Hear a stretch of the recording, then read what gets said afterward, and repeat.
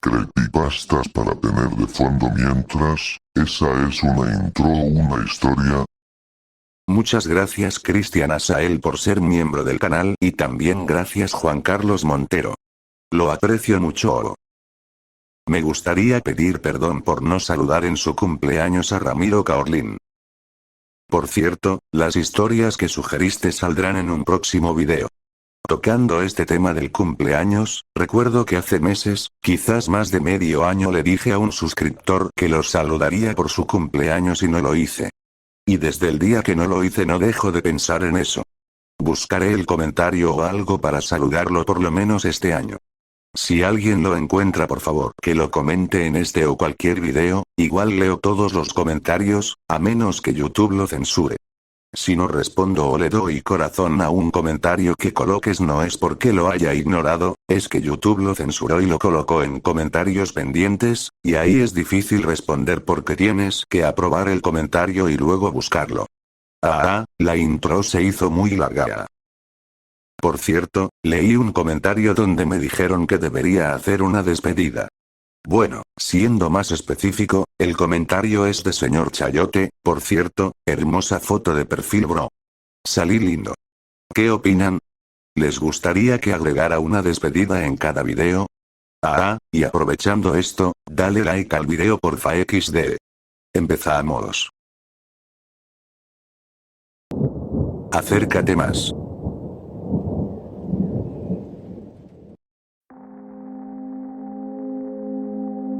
Un día ahogaste a un cachorro en el río. No había ningún motivo, simplemente querías matar algo. Lo sostuviste bajo el agua, y él te miró con esos ojos grandes de cachorro. Claro, el perro no entendía por qué lo hacías. Hay criaturas que no nacen con odio en el corazón. Solo con amor. Pero déjame decirte algo. Si hay algo peor que el odio común y corriente, es el odio que nace del amor. Ahora hay algo que arrastra personas al río. Encuentran sus cuerpos semanas después, hinchados y mordisqueados por los peces. Y a veces puedes ver algo en el agua. Algo que te observa con esos mismos ojos grandes y confundidos de cachorro. Algo que se parece al cadáver hinchado de un perro ahogado. Nunca escuches lo que te diga.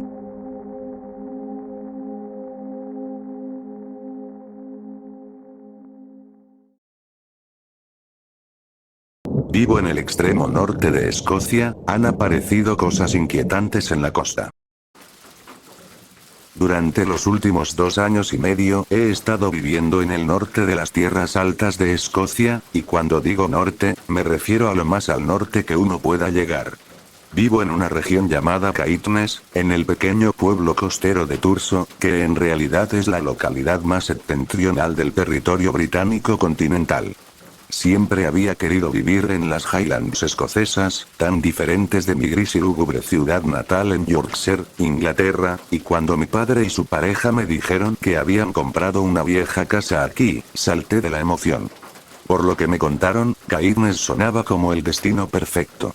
Había focas y nutrias en el río del pueblo, delfines y orcas en el mar, y en ciertas épocas del año, podías ver la aurora boreal iluminando el cielo nocturno. Pero, a pesar de mi entusiasmo inicial por finalmente vivir en las Highlands, llenas de montañas hermosas, fauna asombrosa y una cultura vibrante, pronto descubriría que la región a la que me acababa de mudar estaba lejos de ser el idílico destino con el que había soñado. Cada verano llegan oleadas de turistas, pero cuando en realidad decides vivir aquí, en un clima costero duro y gélido, este lugar se siente más como un purgatorio. Más aún, este lugar en verdad se siente maldito, probablemente suene como una superstición de mi parte, pero lo que casi me convence de ello, más que cualquier otra cosa aquí, son las cosas perturbadoras que han aparecido en la orilla, cada una supuestamente peor que la anterior, y todas relacionadas con la muerte. Estaban por todas partes. Lo primero que descubrí aquí ocurrió quizá un par de meses después de mudarme a Caithness. En mi tiempo libre, solía explorar la costa alrededor de Thurso. Fue en uno de esos días cuando comencé a recorrer lo que quedaba al este del pueblo. En el lado derecho de la desembocadura del río hay una antigua ruina de un castillo, pero más allá empieza un sendero de acantilados que rodea la costa oriental. La primera vez que exploré este sendero fui con mi perra, Macy, en un día muy ventoso y lluvioso. Caminamos por el sendero del acantilado hasta llegar a las rocas junto al mar, y bordeando la base de un acantilado, encontramos algo. Regados por todo el suelo rocoso había lo que parecían docenas de aves marinas muertas, estaban por todas partes. Era como si hubieran caído del cielo y encallado en la costa. Supuse que habían chocado contra las rocas o habían sido arrastradas por el mar a causa del mal tiempo. Sintiendo que aquello era casi una advertencia, decidí regresar a casa antes que arriesgarme a ser arrastrado por el viento y caer del sendero. No fue hasta 1 o 2 días después, cuando regresé a explorar más allá de la costa, que una mujer con su hija pequeña me detuvo.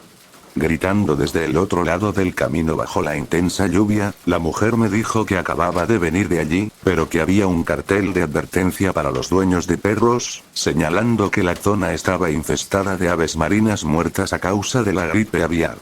Me explicó que la advertencia pedía mantener a los perros siempre con correa, ya que el virus podía contagiarlos. Esto me preocupó de inmediato, porque el día anterior mi perra Macy se había acercado a los cadáveres para olfatearlos. Pero había algo más. Algo en el encuentro con esa mujer me resultó extraño. Aunque era solo una mujer común con su hija, iban acompañadas de un perro idéntico a Macy. Un pequeño border collie blanco y negro. Tal vez por eso la mujer fue tan insistente en advertirme, porque mi perra vio a la suya propia, yendo directo al peligro. Lo raro para mí fue que aquello se sintió casi como un presagio. Ella caminaba con su perro, igual que el mío, alejándose de las aves muertas y contagiosas, como si yo también debiera estar haciendo lo mismo. Fue como si no solo fuera la mujer quien me advertía, sino algo más, algo disfrazado de coincidencia. Intrigado por el cartel, le agradecí a la mujer la advertencia y continué con Macy hacia el sendero. Llegamos a la entrada de las ruinas del castillo y, en la verja, vi el cartel del que ella me había hablado. Era de un amarillo brillante, con símbolos de contagio dibujados. Si la advertencia de la mujer no era suficiente para hacerme dar la vuelta, aquel cartel sin duda lo fue, así que regresé al pueblo, preocupado todo el camino de que mi perra pudiera estar contagiada. Afortunadamente, Macy estuvo perfectamente. Con el tiempo aprendería que la gripe aviar era común en la región, y que las aves muertas no eran nada nuevo. Pero lo que encontraría un año después, arrastrado a la orilla de la playa del pueblo, sería sin duda mucho más siniestro. Parecía el diablo. En el verano del año siguiente, como casi todos los días, paseaba con Macy por la playa del pueblo, que se extendía de un extremo de la bahía de Turso al otro. Nunca me gustó demasiado esa playa, siempre cubierta de montones de algas que no solo apestaban a azufre, sino que atraían enjambres de moscas y mosquitos. Aunque no estuvieran sobre ti, no podías evitar sentir como si te estuvieran picando por todo el cuerpo.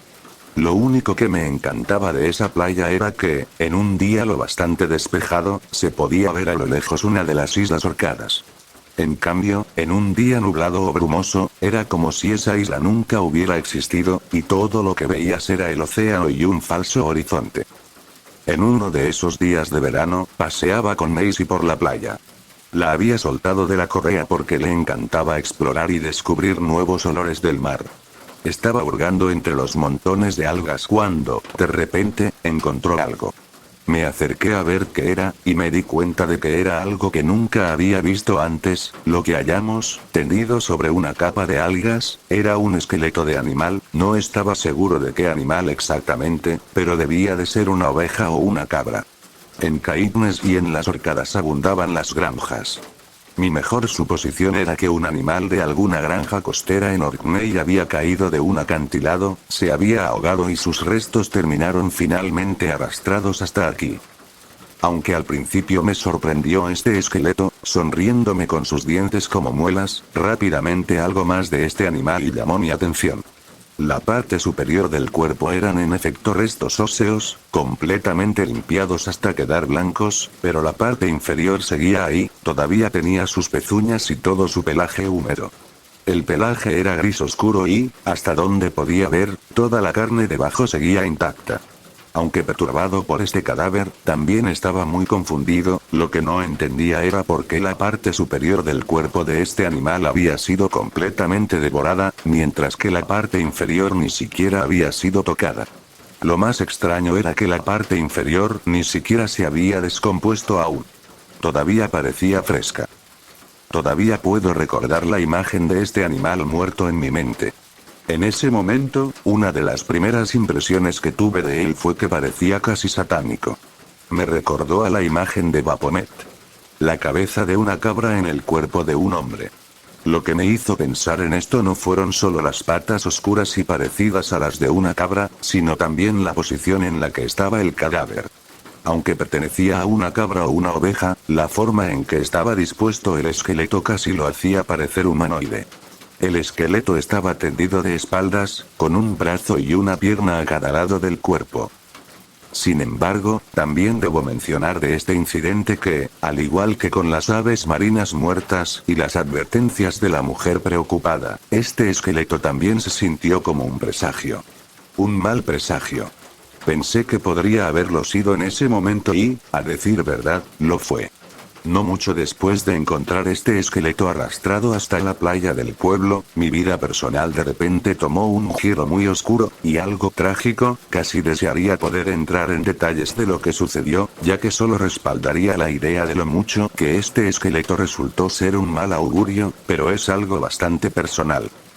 Mientras he seguido viviendo en este lugar maldito, me he topado con una cosa más que el mar arrojó a la orilla, y aunque no puedo decir si fue más o menos perturbadora que el esqueleto parecido a Baphomet que había encontrado, definitivamente fue escalofriante.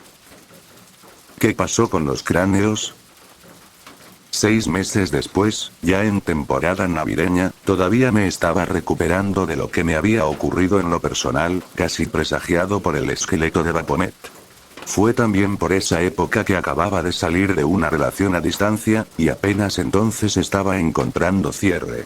Sintiéndome como si finalmente lo hubiera superado, decidí que quería hacer una caminata larga yo solo por el sendero de los acantilados al este de Turso. Así que, el día después de Navidad, el Boxing Day, preparé mi mochila, empacé un almuerzo y salí a las 6 de la mañana. La caminata a lo largo del sendero me tomó todo el día, y por la tarde había caminado tanto que en realidad descubrí lo que al principio pensé que era un pueblo fantasma.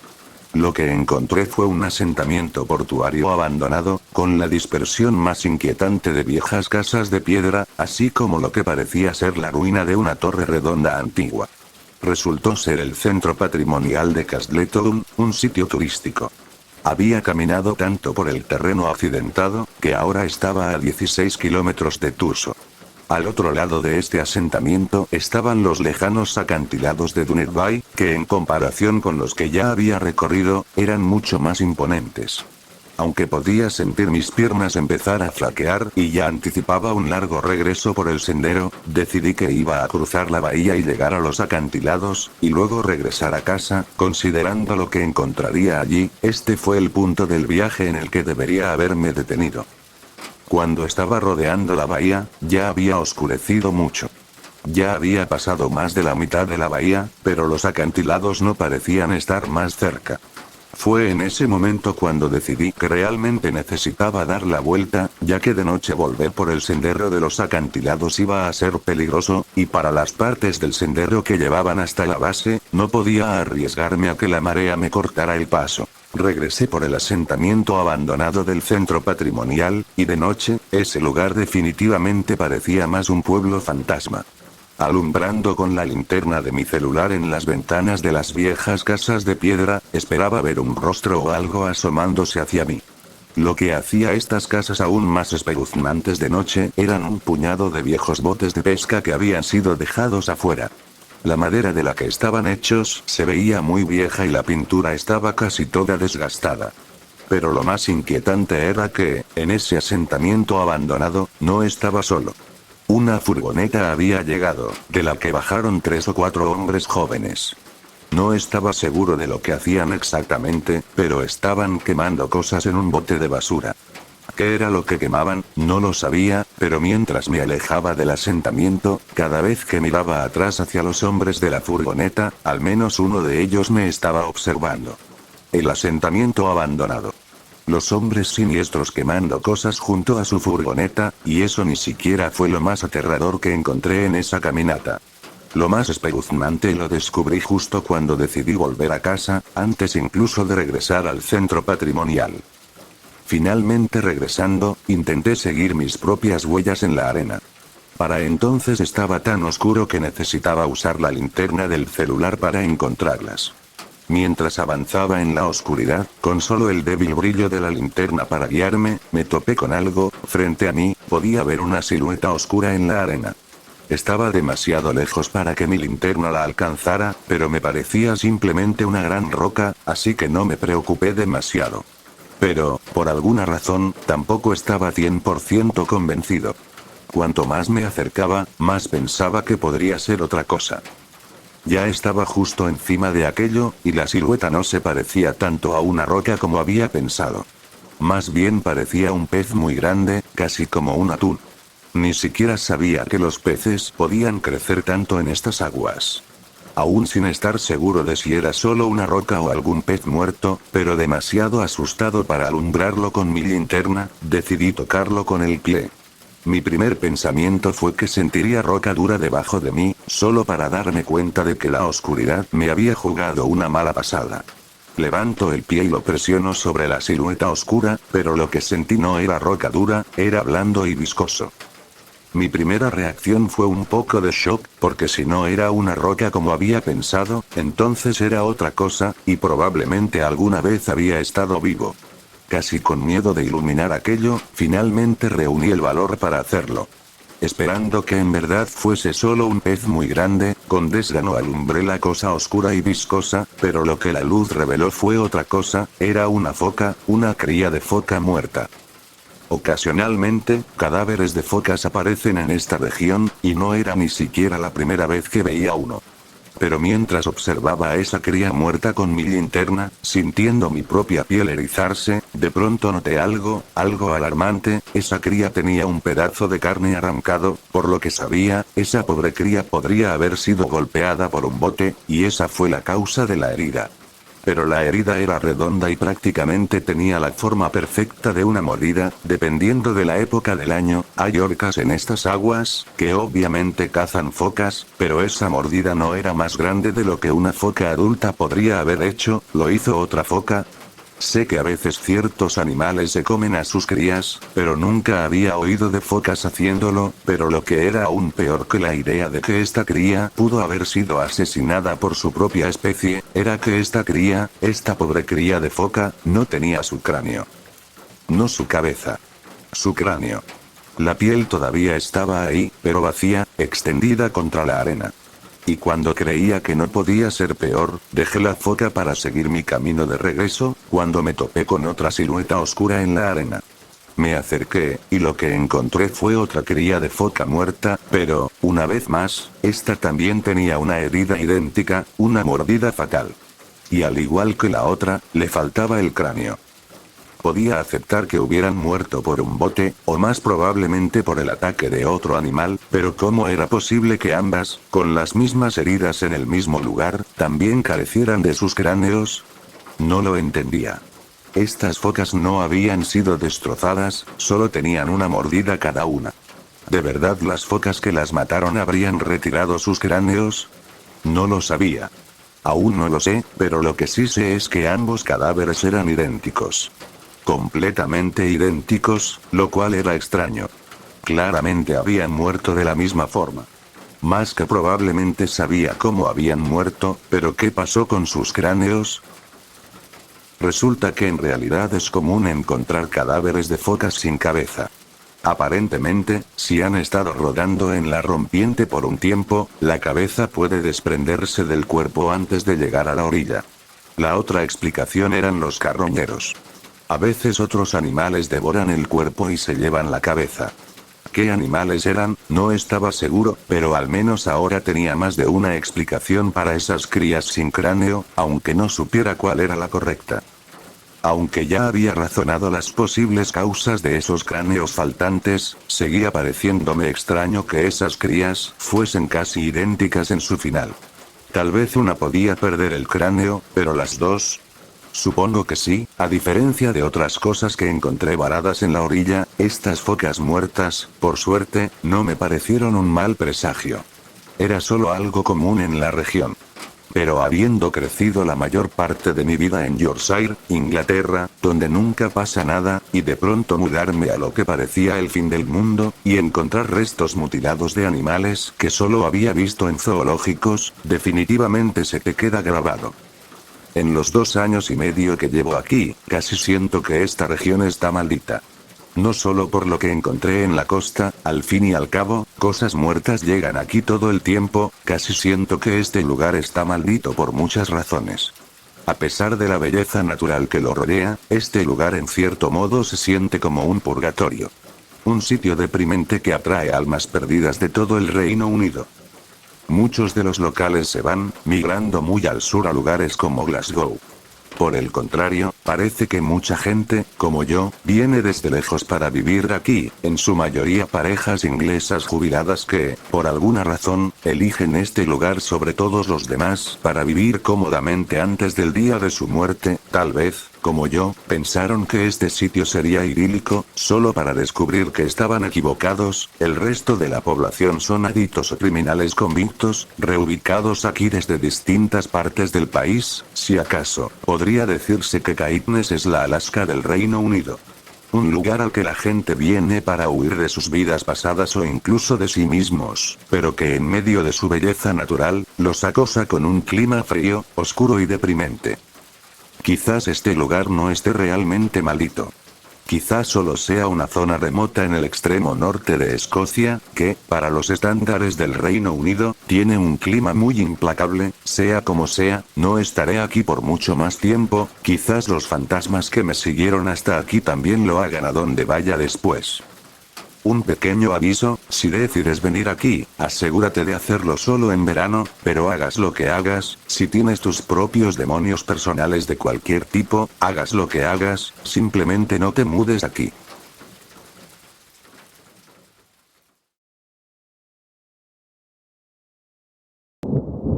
País del Gran Cielo.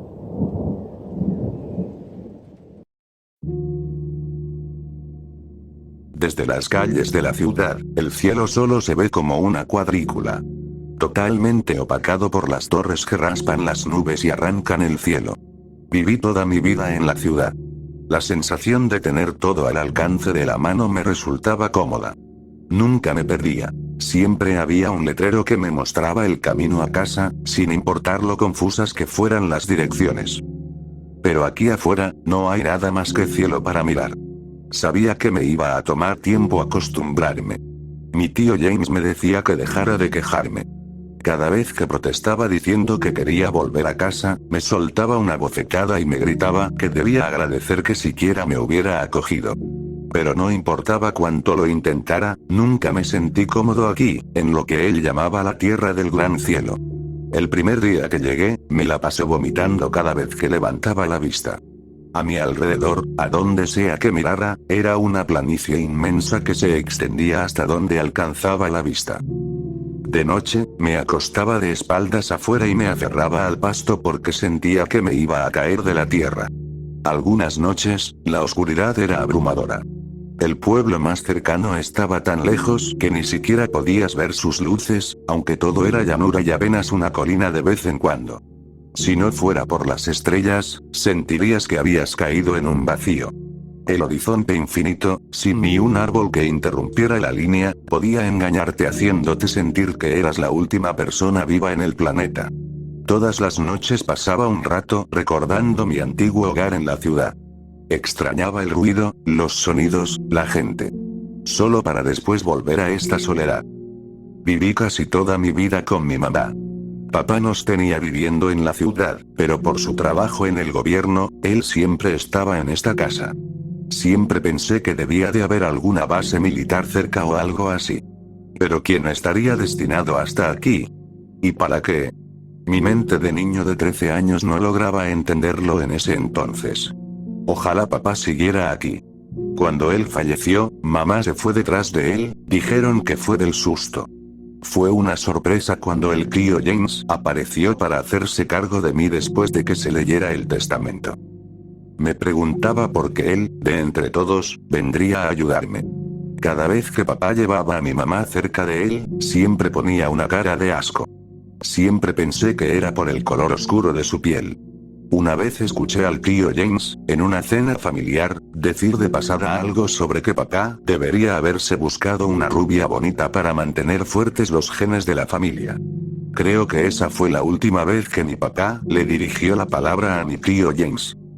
Han pasado unos 2 meses desde que mi tío me hizo dejar todo en nuestro departamento del centro y nos trajo hasta aquí, en medio de la nada, en Montana, después de que mi papá falleciera y le dejara la casa a él en el testamento. No entendía por qué tuvimos que irnos, pero todo pasó tan rápido que no supe qué más hacer. Todavía no entendía por qué quería mudarse tan lejos. Apenas si me hablaba. Una tarde, de regreso de hacer las compras con el tío James, miraba por la ventana polarizada de su camioneta vieja y, por fin, empecé a sentir algo de calma. Pero el cielo casi vacío y los interminables pastizales me empezaban a dar una sensación extraña. Siempre usaba el sombrero tan bajo, y aunque el sol ya se hubiera ido, jamás se quitaba los lentes oscuros. Nunca tardaba más de unos minutos en comprar todo, tiraba las bolsas en la caja de la camioneta como si tuviera prisa por volver a casa. Apreciaba esos momentos porque era la única vez que me dejaba salir de la casa. Todo el camino de regreso, mis ojos estaban fijos en una nubecita solitaria a lo lejos. Sobresalía como un pulgar adolorido en medio del azul infinito de ese cielo vacío. Se veía tan sola allá a la distancia. Me identifiqué con ella. Me preguntaba si se sentía tan sola como yo. Después de que se ponía el sol, el tío James siempre se quedaba dormido en el sillón viendo la tele. Botellas de cerveza tiradas por el piso decoraban todo. Era un milagro que aquí llegara alguna señal. Lavaba los platos mientras él dormía, pero cada pocos minutos se despertaba borracho y gritaba que hiciera silencio, haciéndome soltar uno de los platos buenos, que se estrellaba contra el suelo. Entonces Jen se levantaba de su sillón roto y se tambaleaba hasta mí para gritarme en la cara. Sus pasos pesados me llenaban de terror a medida que se acercaba. Me agarraba de la cabeza y me empujaba hacia abajo, obligándome a recoger los pedazos mientras me maldecía. Después de limpiar el desastre, me tomaba de la mano y me empujaba a mi cuarto, cerraba la puerta y escuchaba cómo corría el cerrojo desde afuera antes de irse a su habitación y azotar la puerta. Sus pasos pesados me helaban la sangre. Cada vez que los oía, me preparaba para lo peor. Esta casa no se sentía para nada como un hogar, sino como una prisión. Quería irme de este lugar con tantas ganas que buscaba cualquier forma de escapar. Pero su vigilancia constante hacía imposible tener siquiera un momento para mí. Me acostaba en la cama mirando por la ventana, abrazando mis rodillas mientras caía el frío de la noche, intentando calmar mi mente. De vez en cuando asomaba la vista por la ventana y veía la misma nubecita allá a lo lejos, su forma esponjosa iluminada de rojo por los últimos rayos del atardecer, contrastando con el morado oscuro de la noche que llegaba, y me dejaba hipnotizado. A medida que pasaron los días, el cielo seguía siendo siempre un azul vacío. Me enfermaba ver lo vacío que se sentía todo mientras el tío James manejaba ida y vuelta al pueblito a varias millas de distancia para recoger el correo. Decía que nunca llegaba nada que no fueran cuentas. Nunca le pregunté si había algo para mí porque no quería hacerlo enojar. Pero ya no me sentía tan solo. En el camino de regreso, ver esa misma nubecita solitaria en la distancia siempre me hacía sentir seguro, como una amiga que siempre estaba ahí para guiarme a casa. Incluso en las noches más oscuras, podía verla iluminada por la luz de la luna, y aunque apenas podía distinguir el camino adelante, sabía que iba en la dirección correcta mientras manejaba hacia ella. De vez en cuando le hablaba a la nubecita en la distancia. Sabía que era tonto pensar que podía oírme. Sabía que, al final, solo estaba hablándome a mí mismo. Pero de alguna forma, fingir que esa nubecita era mi amiga evitaba que mi tristeza me consumiera por completo. Cuando no estaba haciendo nada, revisaba entre las cosas viejas de papá que me había dejado. Guardaba fotos antiguas en una cajita verde muy bonita. En una de ellas, vi una foto grupal de él junto a varios soldados. Llevaba una bata blanca sobre su uniforme. Su sonrisa me hizo llorar al instante. En algunas de las fotos, podía ver vagamente a lo lejos una forma familiar en el cielo. Era tonto de mi parte pensar que era la misma nube con la que siempre hablaba, pero fingía que sí para sentir que tal vez mi amiga también cuidaba de papá. Una noche, mi tío me escuchó hablarle a mi amiga y entró a la fuerza en mi cuarto, gritándome que hiciera silencio. Cada día que pasaba, sus miradas de asco me hacían desear no tener que estar aquí. Le grité que me escaparía si seguía tratándome así. Se rió, haciendo sonar las llaves de su camioneta, y me dijo que me largara caminando si de verdad quería hacerlo. Pero sabía que mis piernas chiquitas no me llevarían ni cerca del pueblo. Cuando se fue, azotando la puerta al salir, escuché un leve trueno a lo lejos. Sonreí mirando la nubecita, sentí que me decía que no llorara. Pero en un impulso de valentía, intenté escapar. Corrí hacia la puerta y salí corriendo en dirección al pueblo. No fue hasta que había recorrido como una milla que James se dio cuenta. Mis piernas ya no daban más. Respiraba con dificultad cuando vi las luces de su camioneta acercarse, antes de desmayarme. Cuando desperté, estaba de nuevo en la habitación. James estaba sentado en una silla junto a mi cama, esperando a que despertara. Cuando por fin abrí los ojos, me soltó una bofetada gritándome que nunca volviera a intentar eso. Traté de quitármelo de encima, pero no se detuvo. Salió furioso como siempre. Me acurruqué abrazando mis rodillas mientras las lágrimas formaban un charco a mi alrededor, mirando por la ventana a mi amiga en la distancia. Y otra vez, escuché un trueno en el cielo despejado. Después de ese día, James dejó de llevarme al pueblo cuando iba por víveres. Cerraba mi cuarto con llave desde afuera hasta que regresaba. Quería pedir ayuda, pero él tenía el único teléfono. Sabía que solo había una forma de salir de aquí. Tomar su camioneta y manejar hasta donde pudiera. Tenía que esperar a que se durmiera. Así que mientras lavaba los platos, le llevaba cervezas de más. Se puso contento de verme tan amable. Mientras fregaba los platos esperando que se desmayara de borracho, miré por la ventana, esperando ver a mi amiga. Pero no estaba. El cielo se veía más vacío que nunca. Sentí una tristeza repentina, como si ahora sí estuviera completamente solo. El sol ya empezaba a rozar el horizonte, y James por fin se quedó dormido. Me acerqué sigilosamente a él, esquivando las botellas tiradas por el suelo. Lentamente, desenganché el llavero que tenía en el cinturón. Roncaba y se movía mientras mis manos temblaban tratando de soltar las llaves. Cuando por fin las tuve, me arrastré hasta la puerta, pero vi que había puesto un candado extra. Escuché botellas rodar en la sala. De pronto, en medio del silencio, escuché una voz. ¿Qué carajos crees que haces? Me di vuelta lentamente, sintiendo cómo se me erizaba la nuca. Vi la silueta enorme de James recortada por la tenue luz que iluminaba el sucio papel tapiz detrás de él. En una decisión de un segundo, grité y corrí a mi cuarto, las llaves tintineando en mi mano. Escuché sus pasos pesados detrás de mí persiguiéndome. Cerré la puerta de un portazo y puse la silla en el picaporte para trabar la puerta y evitar que la tumbara. Gritaba desde el pasillo. Te voy a matar, mocoso de mierda. Me arrinconé llorando mientras él golpeaba la puerta, haciendo que cayeran trozos de pared y polvo. La casa temblaba con cada golpe. Miré por la ventana esperando ver a mi amiga, pero no vi nada. Y entonces vi gotas sobre el vidrio. De repente, la ventana empezó a retumbar con la lluvia. Pero no había nubes en el cielo, estaba despejado hasta el horizonte. Escuché un trueno que hizo vibrar la casa. Un frío se coló mientras yo seguía en el piso. Entonces, los golpes en la puerta se detuvieron.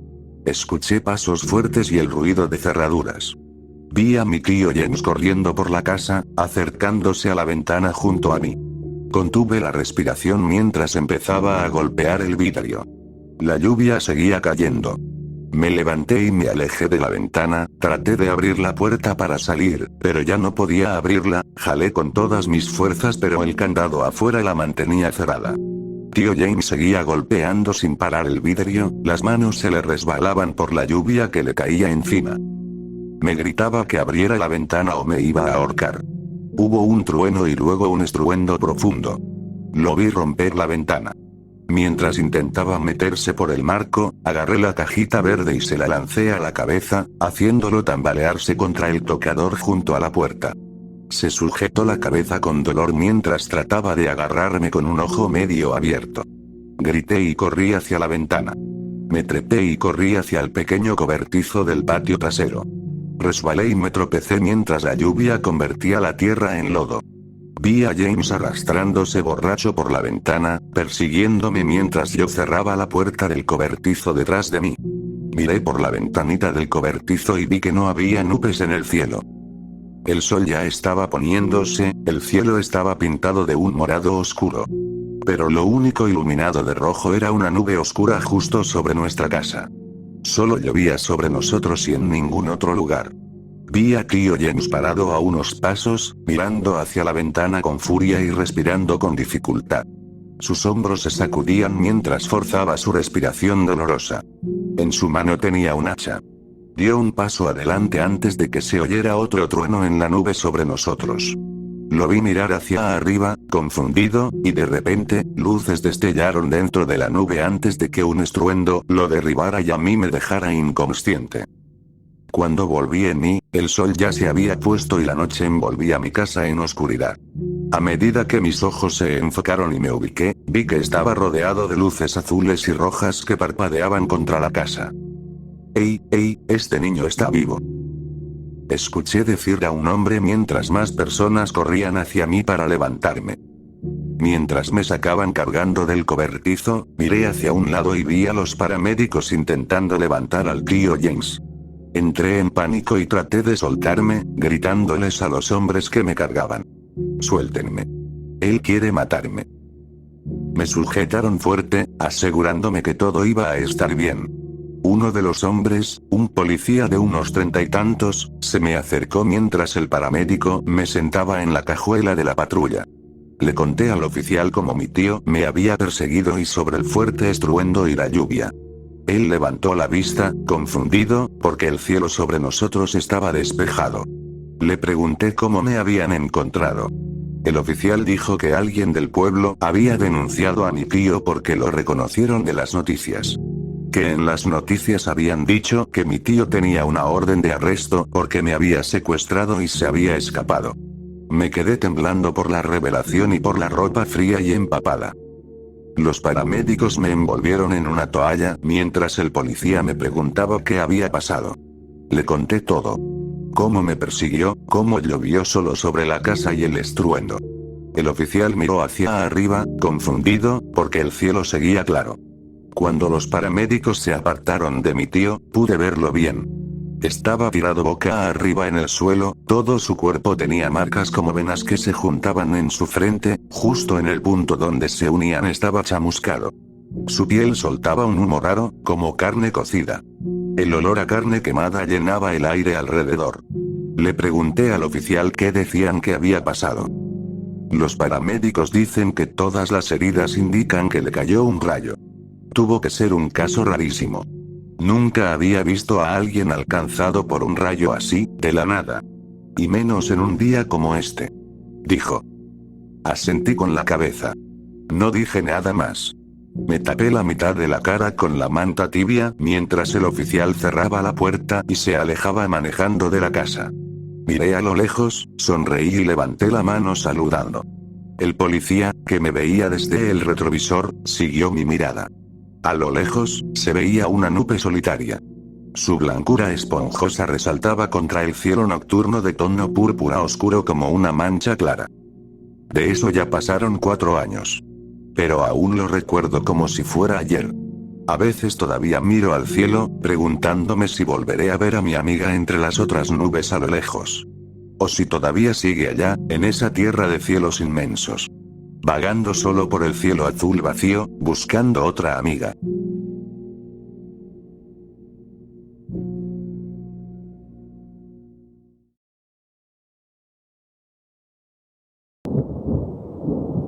Sueño de despertar.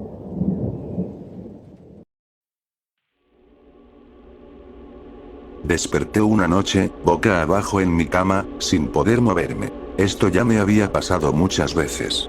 Un doctor me dijo que era parálisis del sueño y que podía desencadenarse por cambios en los horarios de dormir, estrés, dormir en cierta posición, comer ciertas cosas antes de acostarme, beber alcohol, etc. A veces, veía cosas. Variaban desde gatitos inocentes en la puerta hasta demonios aterradores que desgarraban mi carne. Me dijeron que se llamaban alucinaciones hipnagógicas, que eran normales. Solo una alteración del ciclo REM, nada de qué asustarse. Esa noche en particular, y lo que siguió, fueron diferentes. La ventana a mi lado estaba abierta y una brisa fría movía las cortinas sobre mí. Yo no me había ido a dormir con la ventana abierta. Sentí como si alguien me estuviera mirando. Por el rabillo del ojo, vi a una niña parada en la ventana. Tenía el cabello negro, suave, la piel clara y llevaba un vestido blanco. Sonreía ampliamente y se llevó un dedo a los labios. Silencio. Soltó una risita y de pronto la ventana se cerró de golpe. Sentí de inmediato un peso enorme sobre mi espalda y no podía respirar. Me caían por la cara unos mechones largos y negros, goteando grasa. Dos manos frías y mojadas me sujetaron, entrelazando sus dedos huesudos con los míos. Me aplastó contra la cama, con la cara hundida en la almohada. Escuché un susurro lejano. Fue subiendo de volumen y velocidad, hasta que era tan fuerte que me dolía en los oídos. Las palabras eran cortantes y rápidas, como una espada saliendo de su funda. Es difícil describir la voz, o las voces, que escuché. Sonaba como un canto en latín, inglés al revés, música distorsionada y deformada, violines chillando, un piano golpeando frenéticamente y un siseo constante de las palabras suicidio y silencio. Todo eso a la vez, durante lo que parecieron horas. Yo seguía ahí, paralizada. Podía sentir todavía el cuerpo frío y mojado de la criatura sobre el mío. No quería ni pensar en ella. Solo podía imaginar lo horrible que debía lucir. Su voz sola bastaba para volverme loca. Empecé a sentirme débil, como si fuera a caer en un sueño profundo. Mis respiraciones se hicieron lentas, cada vez más escasas. Unos labios helados rozaron mi nuca y una mano aún más fría acarició mi mejilla. La criatura soltó un grito espeluznante, horrible, antes de soltarme por fin. El peso desapareció de mi espalda. No hubo más susurros. Al fin había terminado. Rodé por la cama, caí al suelo y corrí hasta el interruptor de luz. Tardé más de lo normal. Algo seguía sin estar bien. Encendí la luz y miré mi cuarto. Todo estaba en su lugar. Abrí la puerta y miré hacia el pasillo. Al fondo había dos gatitos siameses de ojos azules. Podía oírlos ronronear al unísono. Algo estaba muy mal. Yo no tenía ningún gatito siamés. Me acerqué despacio. Parecían inofensivos, un cambio refrescante después de esa bestia que me había inmovilizado en la cama. Me agaché a verlos mejor. Ellos me miraron, maullando y ladeando la cabeza. Extendí la mano. Ambos empezaron a lamerme la punta de los dedos. Fuesen o no alucinaciones, eran adorables. Traté de levantarlos, pero uno bufó y, de un zarpazo rápido, me rasguñó la cara. Solté a los dos gatitos y huyeron, con el pelaje erizado. Volví a estar en mi cama. Como si nada hubiera pasado. Rodé sobre ella y me levanté despacio para encender la luz. Esta vez todo estaba normal. Ningún gatito extraño. Esta vez sí estaba despierta. Fui por el pasillo hasta el baño. Encendí la luz y me miré al espejo. Para mi horror, mi pijama estaba manchada de grasa negra y tenía 3 arañazos en la mejilla, sangrando fresco. Entré en pánico. ¿Seguía atrapada en mi estado de pesadilla? ¿O había sido real? Las dos opciones me aterraban. Me desplomé en el piso frío del baño. Desperté en una cama de hospital, las luces blancas me cegaron y empeoraron el dolor de cabeza que ya tenía. Al parecer, mi hermanito me había encontrado inconsciente en el baño. Avisó a mis padres y me llevaron de inmediato al hospital. ¿Qué pasó?, pregunté. Bueno, parece que te caíste en el baño y te diste un buen golpe en la cabeza. explicó mi madre. No mencionó la grasa negra que manchaba mi ropa, ni los 3 arañazos en mi cara, pero los miró con atención. Es que Liz es tan torpe. Seguro se resbaló en la ducha y se desmayó de golpe. Intervino mi hermanito Timothy. Mi papá soltó una risita y mi mamá lo fulminó con la mirada, dándole un codazo. El doctor explicó que me había golpeado la cabeza, provocándome una leve conmoción. Por desgracia, no me la di lo bastante fuerte. La amnesia habría sido una bendición. Todavía recordaba todo lo que había pasado. Me estremecí bajo la manta blanca de hospital. De camino a casa, me senté atrás con Timothy. Quise contarle a alguien lo que había pasado antes de desmayarme en el baño, pero sabía que nadie me tomaría en serio. Todos sabían de mis problemas de parálisis del sueño, pero siempre los tomaban a la ligera. Para ellos no eran más que pesadillas tontas. No dije nada en todo el camino a casa, ni en el resto del día. Me puse más nerviosa a medida que pasaban los minutos, acercándose la noche, que era cuando debía dormir. Decidí no dormir esa noche. Ni la siguiente. Ni la otra. Después de estar 10 días sin dormir, mis padres me llevaron de nuevo al doctor. Me recetó pastillas para dormir. Al principio, me dio miedo tomarlas. No quería dormir y revivir ese horror. Pero mi cuerpo y mi mente estaban agotados, así que esa noche cedí y tomé una. Dormí toda la noche y desperté sin problemas. Sentí un alivio enorme. Cada noche tomaba las pastillas y me dormía. Cada mañana despertaba sin incidentes. Esa paz duró meses. La parálisis del sueño se sentía como un recuerdo lejano. Un día llegué a casa más cansada de lo normal. Era temprano aún, apenas las 3 de la tarde, pero decidí echarme una siesta. Parecía inofensivo. Me recosté en mi cama y me dormí. Desperté como 1 hora después. Bostecé y rodé hacia el borde de la cama, poniéndome de pie para estirarme. De pronto, escuché a mi hermanito gritar. Liz. Liz. Hay algo en mi cuarto. Ayúdame. Ayúdame. Corrí por el pasillo hasta la habitación de Timothy. Lo que vi me llenó de horror y asco. Una criatura femenina, empapada en una especie de grasa negra viscosa, se había arrastrado por la ventana hasta el piso. Su cuerpo se doblaba en posiciones inhumanas, con huesos crujiendo a cada movimiento. Un líquido negro le salía por la boca y las cuencas de los ojos mientras murmuraba y hacía gárgaras, arrastrándose hacia mi hermanito. Grité y lo agarré de la mano. Salimos corriendo de la habitación y cerramos la puerta de un portazo. Grité por mi mamá y mi papá, pero nadie respondió, así que llevé a Timothy a mi cuarto y cerré la puerta con llave. Podía oír los huesos de la criatura crujiendo mientras se acercaba por el pasillo. Se detuvo frente a la puerta, que empezó a temblar violentamente. Grité y lloré, abrazando a mi hermanito con fuerza. Haz que se detenga. Lloraba Timothy, una y otra vez. No sabía qué hacer. Los gritos de mi hermano me destrozaban, pero la criatura tras la puerta me aterraba hasta los huesos. En el fondo, esperaba que fuera otra pesadilla, pero se sentía mucho más intensa y real que mis episodios anteriores. Por favor, haz que se detenga. Suplicaba Timothy. Ya no podía soportarlo. Me levanté de golpe y abrí la puerta de un tirón, dejando que chocara contra la pared. La criatura giró la cabeza hacia arriba y me miró. Sonrió con unos dientes rotos y negros. Mientras la veía, soltó un grito indescriptible. Un líquido negro salió a borbotones de su boca como una fuente, empapándome. Timothy empezó a llorar sin control, escondiendo la cabeza entre las rodillas. Le di una patada una vez, 2 veces, 3, 4. Con cada golpe, su grito se volvía más horrible, hasta que se redujo a un último jadeo moribundo. Se encogió como una araña aplastada y se convirtió en un charco de baba negra. Se acabó. Por fin se acabó. Abracé a mi hermanito y me reí. Desperté en mi cama. Timothy dormía a mi lado, hecho bolita, chupándose el dedo. Rodé con cuidado por el colchón y caminé por mi habitación. Encendí la luz. 2 gatitos siameses de ojos azules estaban acostados junto a mi hermano, ronroneando. Se me hundió el corazón. Miré mi ropa, empapada en negro. Sentí un ardor en la mejilla cuando una voz demoníaca, conocida, susurró en el aire. Me desplomé en el suelo, paralizada.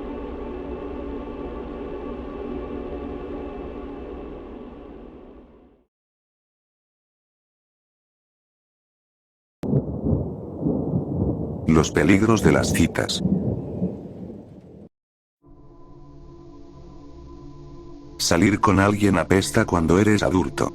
La única forma de conocer gente nueva es por internet o en un bar, y no me siento cómodo intentando empezar una relación con alguien que haya conocido en ninguno de esos escenarios. Con 28 años, sin sentirme atraído románticamente por ninguna de mis amigas solteras ni compañeras de trabajo, asumí que estaba condenado a estar solo el resto de mi vida. Pero entonces la conocí a ella. Volvía caminando a casa desde mi tienda de cómics favorita, con la nariz metida en mi nueva compra, cuando choqué de frente con la mujer de mis sueños. Sus ojos azules, tan intensos, se arrugaron un poco en las esquinas mientras se reía de mis torpes disculpas.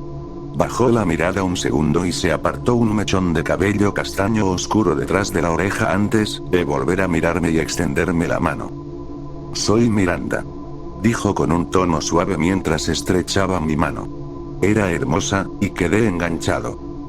Las presentaciones se convirtieron en charla trivial, la charla trivial en una conversación larga, y antes de darme cuenta, mi reloj me avisó que llevábamos 2 horas sentados en el pasto junto a la acera, platicando. Con pesar le dije que necesitaba volver a casa, y con nerviosismo le pregunté a Miranda si quería cenar conmigo la noche siguiente.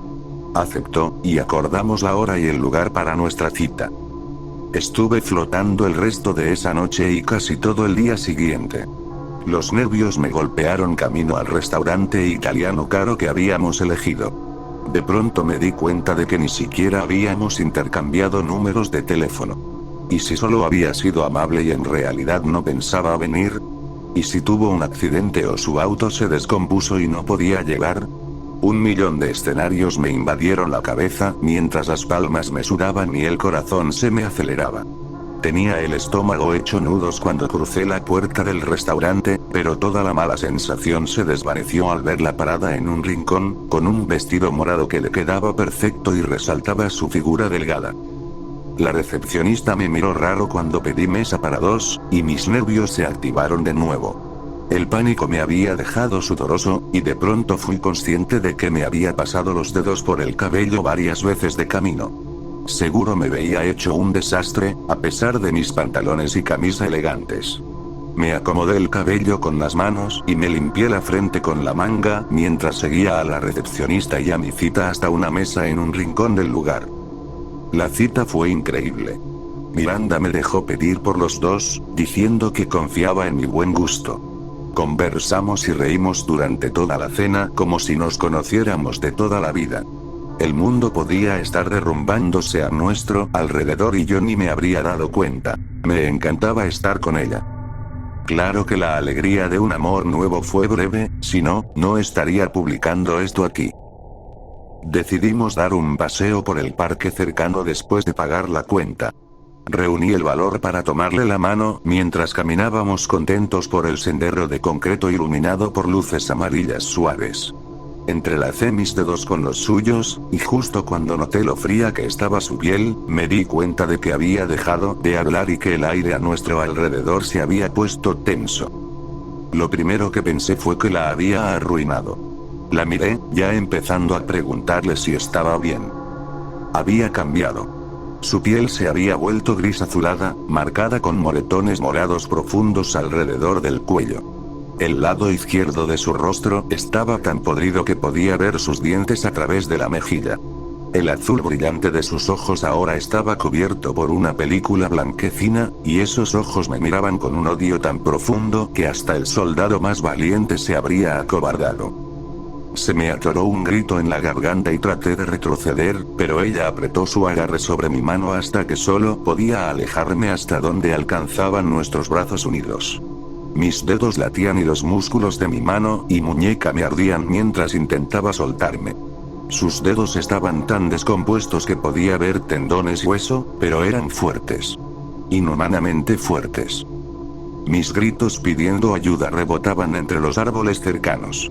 Jalé con todas mis fuerzas, pero Miranda no me soltaba. Solo estaba ahí, parada en su vestido sucio y hecho jirones, mirándome como si fuera la peor escoria. Mi corazón latía tan fuerte que lo sentía rebotar del pecho a la cabeza. Las lágrimas me corrían por la cara ardiente. Dejé de gritar. Aunque mi respiración entrecortada me lo hubiera permitido, sabía que nadie me escucharía. Caí de rodillas, obligándome a mirar el suelo en lugar de a la mujer putrefacta frente a mí. Supliqué entre jadeos. Por favor no me mates. Entonces Miranda se echó a reír. No era la risa musical que me había hechizado antes, sino una carcajada profunda y siniestra que me hizo estremecer. Cuando paró, se agachó hasta quedar cara a cara conmigo. Inclinó la cabeza, haciendo crujir y tronar los huesos de su cuello con el movimiento, y me mostró una mueca horrible. Yo dije lo mismo, ¿sabes? No me sirvió de nada. Levantó la mano que no estaba a punto de romper la mía y acarició mi mejilla, dejando un rastro pegajoso de sangre podrida mientras su piel se desgarraba con el roce. Cuando llegó a la base de mi mandíbula, el gesto tierno terminó. Me rodeó el cuello con la mano. Me empujó de espaldas y puso la otra mano en mi garganta mientras se subía sobre mí. Jadeé y forcejeé, alternando entre intentar empujarla y tratar de quitarle las manos de encima. Los bordes de mi visión se pusieron borrosos, la imagen de su rostro podrido se desdibujó, y estaba seguro de que iba a morir. Justo antes de perder el conocimiento, bajó su cara hasta dejarla a centímetros de la mía y gritó. Llevé las manos a mis oídos para bloquear ese chillido desgarrador y cerré los ojos con fuerza. Después de un momento, me di cuenta de que la presión en mi garganta había desaparecido y podía volver a respirar. Me giré de lado, tosiendo y frotándome el cuello, mientras los gritos de Miranda se desvanecían en ecos. Había desaparecido. Me quedé tirado en el suelo unos minutos hasta que mi respiración y mi corazón se calmaron un poco, luego corrí hasta donde había dejado el auto, en el restaurante, y manejé directo a casa. Me tomó unos días que se me quitaran los moretones del cuello, pero físicamente no quedé con daños permanentes. Agradecí mis bendiciones y no he tenido ninguna cita desde entonces.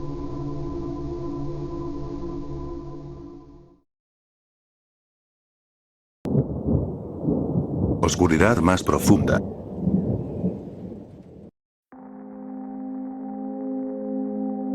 Hay un momento que ocurre cada año bisiesto, exactamente a las 3:03 de la madrugada del 29 de febrero. Si tienes el valor suficiente, espera ese instante en una habitación a oscuras, sin que nadie más esté presente. En ese minuto, la oscuridad se volverá más densa. Si levantaras la mano justo frente a tu rostro, no verías absolutamente nada. Pero no debes hacerlo. No, porque estarías desperdiciando el momento. En lugar de eso, extiende la mano hacia esa oscuridad impenetrable. Ella te responderá. Una mano invisible tomará la tuya. No debes estremecerte ni apretar su agarre. Hacerlo solo ralentizará la carne envejecida que la cubre, y enfurecerá a su dueño invisible. Permanece completamente inmóvil mientras los dedos marchitos recorren tu palma, trazando patrones desconocidos. No te muevas ni un milímetro cuando comiencen a trepar lentamente por tu brazo. Y, sobre todo, no respires siquiera cuando acaricien tu rostro, tocando lo que no puede verse. Si logras mantenerte inmóvil durante todo esto, la mano se retirará y una voz hablará, tan cerca que sentirás su aliento en tu piel y el aroma de podredumbre que lo acompaña. Te pedirá una sola cosa, tu nombre. Respóndele con la verdad, y la presencia se retirará, dejando solo un susurro en el aire mientras la oscuridad se disipa. Está hecho. Desde ese día, una fortuna desconocida será tuya, y un poder misterioso. No te faltará nada, y lo tendrás todo. Pero en un año, tal vez 2, la luz comenzará a arderte en los ojos, tu piel empezará a descomponerse, y olerás el dulce aroma de la muerte en tu aliento.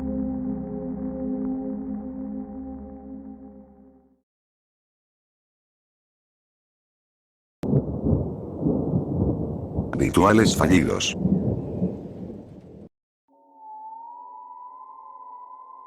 De verdad quisiera no haber tocado ese maldito interruptor de luz. ¿Quién hubiera pensado que el simple clic de un interruptor podría significar la diferencia entre la vida y la muerte? Bueno, en realidad, todos hemos pensado eso alguna vez. Por eso lo encendí. Esos rituales tontos que uno arrastra desde la infancia. La luz ahuyentará a los monstruos, la manta sobre la cabeza te salvará del coco. Parece que mientras más grande te haces, más de estos rituales acumulas. Mientras cierres bien las puertas y actives la alarma de la casa, puedes apoyar la cabeza tranquilo en tu pequeño refugio fortificado. Ni asesinos, ni psicópatas, ni monstruos ni hombre del saco. Pero no funciona. Nada de eso funciona. Siempre fallamos de alguna forma. Esa única vez que olvidas cerrar con llave. Ahí es cuando te atrapan. Yo ya estaría dormido profundamente si no me hubiera despertado el portazo cuando la puerta principal se abrió de golpe. Salí tambaleándome de la cama y bajé por el pasillo para ver la puerta golpeándose de un lado a otro. Caminé rápido para asegurarla. Un momento de pánico se hinchó dentro de mí. Mi casa se sentía como una escena de crimen. Ya no era mi pequeño santuario seguro. A pesar de esa sensación abrumadora de invasión, no había señales de que alguien hubiera entrado. Solo la puerta. Solo mi descuido. Al principio no podía comprenderlo. Tenía que ser un ladrón o un loco. Revisé toda la casa, cada armario, cada rincón. Nada. Me sentí estúpido pero aliviado. Solo quería volver a la cama y olvidar toda esta vergüenza. Me dejé caer de nuevo en la cama, cerré los ojos un segundo. Entonces me incorporé. No iba a poder dormir tranquilo sin comprobar otra vez que la puerta estuviera cerrada con llave. Digo, estaba seguro de que esta vez sí lo había hecho, pero sentí que mi paranoia estaba justificada.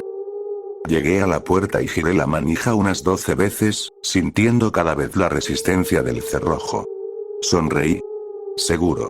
Me di la vuelta para volver a la cama. Pero fue solo un destello, un parpadeo de algo en mi visión periférica que me hizo volver a girar, de golpe, entrando en pánico de nuevo. Una sombra desde la cocina. Corrí hasta allí, solo para encontrarme con mi cocina de siempre, bañada por la luz de la luna.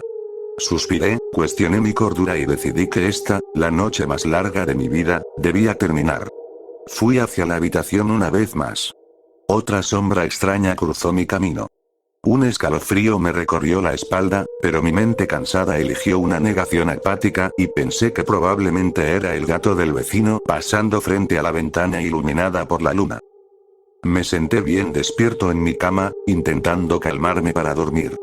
Conté números en mi cabeza hasta que por fin cabeceé.